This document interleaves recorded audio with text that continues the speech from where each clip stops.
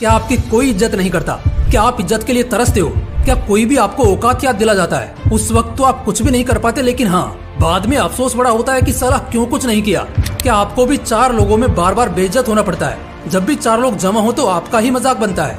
कोई थोड़े समय के लिए आपको पसंद करता है और उसके बाद पता नहीं क्यों मगर अचानक उसे आपसे इतनी नफरत हो जाती है कि वो आपको देखना भी पसंद नहीं करता।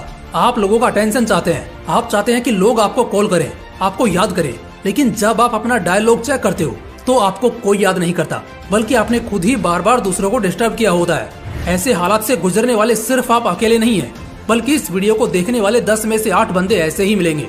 ये वीडियो खासकर उन लोगों के लिए है जिनका अक्सर रोना होता है ना इस बात का कि वो अपनी वैल्यू खो चुके हैं, अपनी अहमियत गंवा चुके हैं। कैसे वो अपनी उस वैल्यू को दोबारा हासिल करें। सच्चाई ये है कि तुम शेयर मार्केट के स्टॉक नहीं हो कि हर दिन तुम्हारी वैल्यू गिरती या बढ़ती रहे। तुम एक इंसान हो, तुम्हें अटेंशन नहीं मिलता और तुम उसे वैल्यू का नाम दे देते हो। लॉ ऑफ पावर यानी ताकत का नियम, जिसमें ऐसे पावरफुल लॉज है ना जो अपनी वैल्यू कराने के लिए बहुत शानदार साबित होंगे। दोस्तों, ये एक इकलौता ऐसा टॉपिक है इस महीने का जिस पर मेरा कब से मन था काम करने का। आज से करीब 4 महीने पहले मैंने इसी टॉपिक पर एक वीडियो किया था और उस वक्त चैनल की रीच नॉर्मल के मुकाबले थोड़ी डाउन चल रही थी, लेकिन ये उस डाउनफॉल फेज की पहली वीडियो थी जिसने नॉर्मल व्यूज से लगभग 12 गुना ज्यादा किए।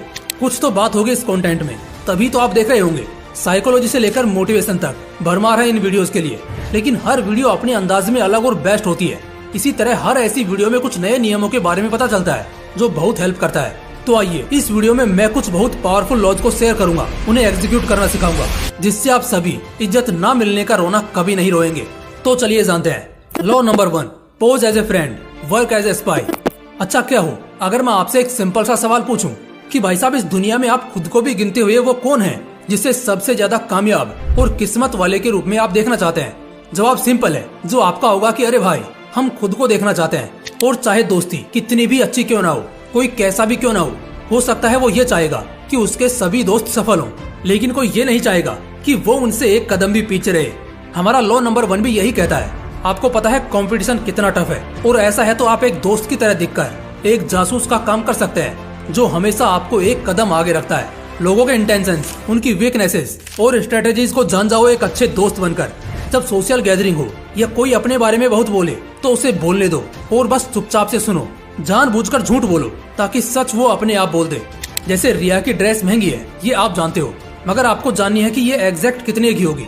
तो बजाय इसके कि आप उसको डायरेक्ट पूछो कि रिया, ये तुमने कहाँ से ली है और कितने की है, आप झूठ बोलकर इनडायरेक्टली एकदम सही दाम जान सकते हो। कुछ इस तरह कि तुम्हारा ड्रेस सच में बहुत सुंदर है, मुझे लगता है ये 2000 का होगा, उम्मीद से थोड़ा कम, क्योंकि कोई इंसान एकदम से ऐसे झूठे कॉम्प्लीमेंट पर शक नहीं करता और हाजिर जवाबी में सच्चाई निकल आती है। इसका इस्तेमाल आप किसी टॉपर की स्ट्रेटेजी जानने में भी कर सकते हैं, जहां आप उसे इनडायरेक्ट झूठ बोलेंगे कि भाई, मुझे लगता है तू कुछ तो तिगड़म लगाता है, कहीं तो तूने कोई सेटिंग लगा रखी है या चीट वगैरह कहीं छिपा लेता है, वरना तू ही क्यों हर बार टॉप करेगा। ऐसे थोड़ा टोंट करके पूछना, 1 मिनट में वो अपनी सारी स्ट्रेटेजीज उगल देगा और इसका इस्तेमाल करके आप अपने हर कॉम्पिटिटर से आगे निकल सकते हो। Law number 2, crush your enemy totally. हमारा लॉ नंबर 2 कहता है कि दुश्मन को पूरी तरह कुचल डालो, उसे किसी लायक रहने ही ना दो। चलो एग्जाम्पल के लिए सबसे फेमस एग्जाम्पल लेते हैं। मोहम्मद गोरी ने 16 बार भारत पर आक्रमण किया और हर बार पृथ्वीराज चौहान ने उसे हराकर बंदी बना लिया, लेकिन हर बार वो उसे जीवन दान दे के आजाद कर देते। लेकिन जब उसने 17वीं बार आक्रमण किया तो धोखे से उसने जंग जीत ली और यही वजह बनी पृथ्वीराज चौहान की मृत्यु की। कहते हैं ना, सांप अगर अधमरा या कुचला हुआ हो तब भी खतरा टला नहीं होता, वो न जाने कब फन फंसा कर डस ले, कोई नहीं बता सकता। ये नियम राजनीति में बहुत काम आता है और ये नियम यही सिखाता है कि दुश्मन को हरा देना मगर उसे आधे पर ही छोड़ देना भविष्य में आपके लिए चुनौती खड़ी कर सकता है। इसलिए बेहतर है आज ही उसे पूरी तरह कुचल डालो, बर्बाद कर दो, ताकि भविष्य में वो कभी सिर न उठा पाए। Law number 3, use absence to increase respect and honour. जो बहुत ज्यादा दिखता और बिकता है ना, वो कीमती कभी नहीं होता।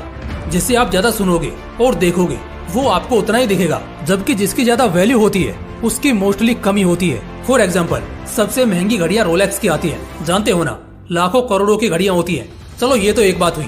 इसके अलावा दूसरी इम्पोर्टेंट बात यह है कि क्या आप जानते हैं, इतनी महंगी घड़ी होने के बावजूद भी ये आपको तुरंत नहीं मिलेगी, बल्कि अगर आप आज बुक करते हो तो लगभग 1 से 1.5 साल बाद जाकर आपको ये मिलेगी।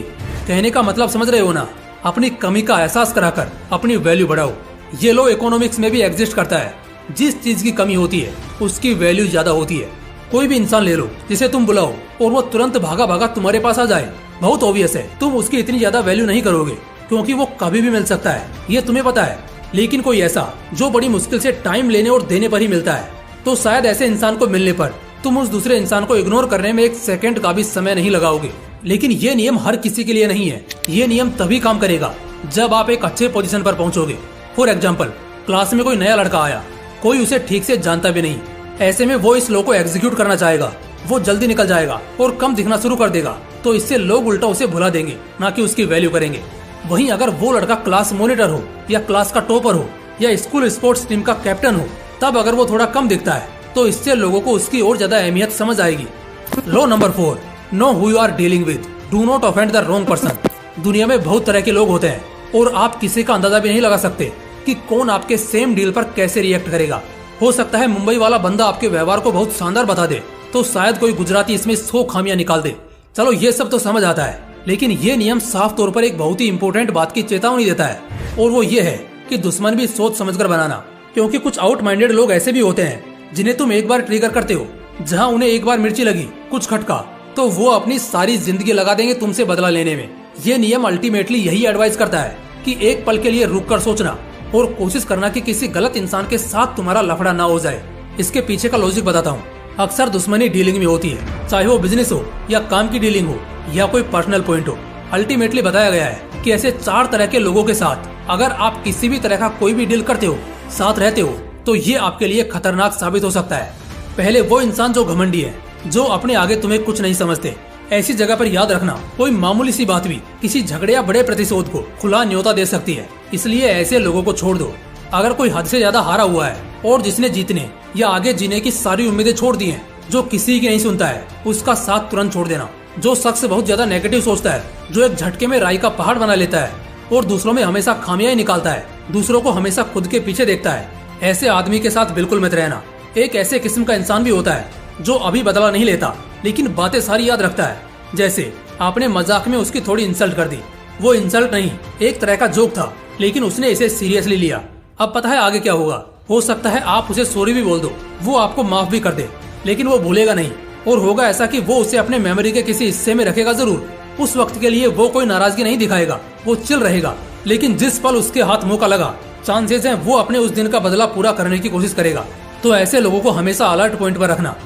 Law number 5, play sucker to catch a sucker. कोई भी इंसान किसी अगले इंसान के सामने बेवकूफ नहीं दिखना चाहता, लेकिन ट्रिक तो यही है कि हर इंडिविजुअल को यह दिखाओ कि वो तुमसे ज्यादा स्मार्ट है।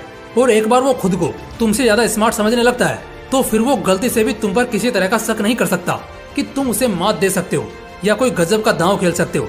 3 इडियट्स का रेंचो तो याद ही होगा तुम्हें।